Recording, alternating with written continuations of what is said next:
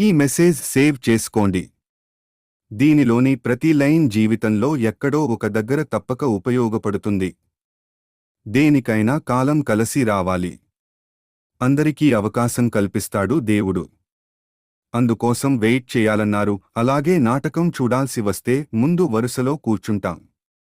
అదే సినిమా చూడాల్సి వస్తే వెనుక వరుసలో కూర్చుంటాం. ముందు వెనుకలన్నవి సాపేక్షం. సబ్బును తయారు చేయాలంటే ఆయిల్ కావాలి. అదే చేతికి అంటిన ఆయిల్ను పోగొట్టుకోవాలంటే సబ్బు కావాలి. చిత్రంగా లేదు? జీవితమూ ఇంతే అన్నారు. సమస్య వచ్చి పడింది. జీవితం అయిపోయింది అనుకోకూడదు. దానిని ఓ మలుపుగా భావించాలి. ఈ ప్రపంచంలో ఇద్దరు ఆనందిస్తారట. ఒకరు పిచ్చివాళ్లు, మరొకరు చిన్నపిల్లలు. గమ్యాన్ని చేరుకోవాలంటే పిచ్చితనం కావాలి.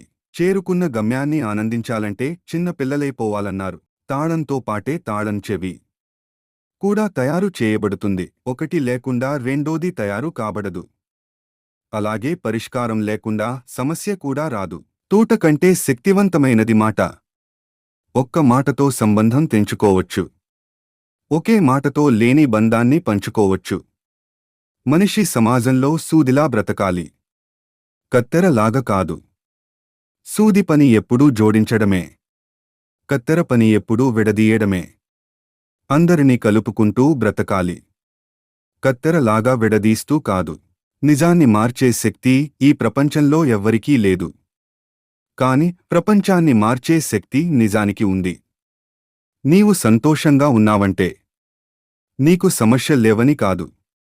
వాటిని ఎదుర్కోగల శక్తి, ధైర్యం నీకున్నాయని. స్నేహితుడిని నీ దుఃఖ సమయంలోనూ, యోధుడిని యుద్ధంలోనూ, భార్యను పేదరికంలోనూ, గొప్ప వ్యక్తిని అతని వినయంలోనూ పరీక్షించాలి. చేసిన తప్పుకు క్షమాపణ అడిగినవాడు ధైర్యవంతుడు.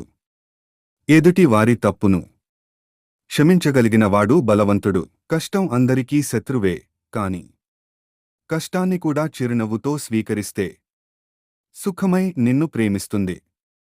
ఓటమి లేనివాడికి అనుభవం రాదు. అనుభవం లేనివాడికి జ్ఞానం రాదు.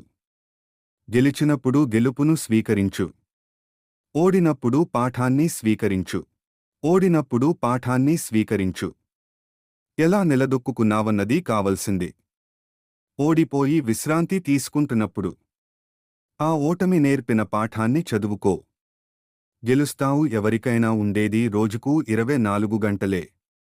గెలిచేవాడు ఆ 24 గంటలు కష్టపడుతుంటాడు. ఓడేవాడు ఆ 24 గంటలు ఎలా కష్టపడలా అని ఆలోచిస్తుంటాడు. అదే తేడా.